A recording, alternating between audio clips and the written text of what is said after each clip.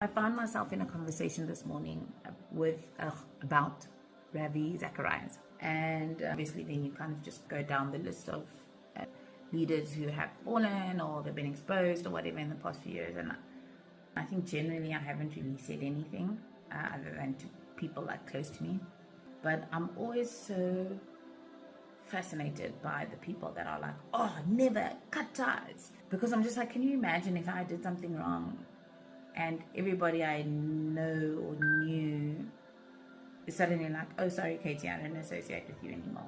Just, can you imagine how that feels like if you are that person? Actually, what the Bible says is it says, go talk to your brother. If your brother doesn't listen, go find somebody else. Take someone with you. Let it be established by 2 or 3 witnesses or whatever. If he still doesn't listen, then he can be as an unbeliever to you.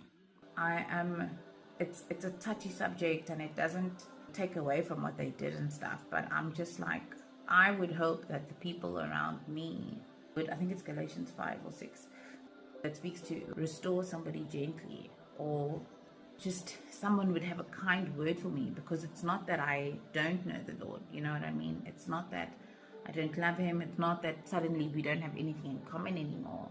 It's just that grace on whatever it was I was hiding is now up and it has been exposed. I think there's something to be said for slow to speak, slow to get angry.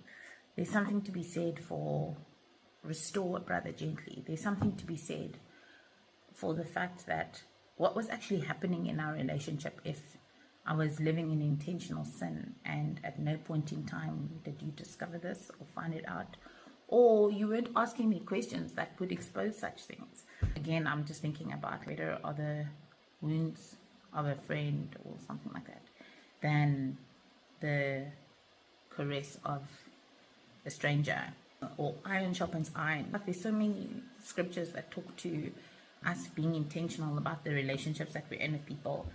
I can't imagine being that person, and now this thing comes out and all of a sudden it's like, sorry, I don't associate with you. Not only that, but everything you've ever done is now just sucks or whatever, which I don't subscribe to, and I am very honest with that. That's the one thing. The other thing is this notion of people are now apologizing for endorsing people whenever it was in their journey, which I find so funny. So one of my favorite quotes, and I use it quite a lot in my life, is by Maya Angelou, and she says, do the best you can until you know better, and when you know better, do better.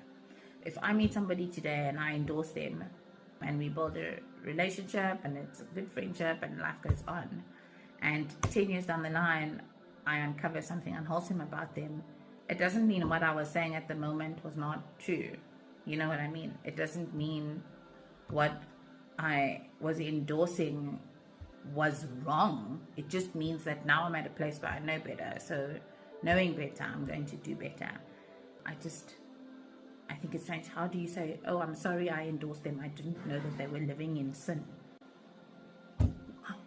I can't be sorry I endorsed them, because that's what I endorsed them at that moment, because that was the best information I had. Now that I know better, I can do better, but it doesn't take away from what was happening in that moment at that time. What I would understand is if people were saying, hey, we need to be more wise. The application of wisdom, there, I get it. I guess these are the two questions I'm asking. Number one, what does it look like to extend grace to somebody who has fallen? And number two, what does it look like to love those currently in your life? And I think that's where we've got a lot of work to do.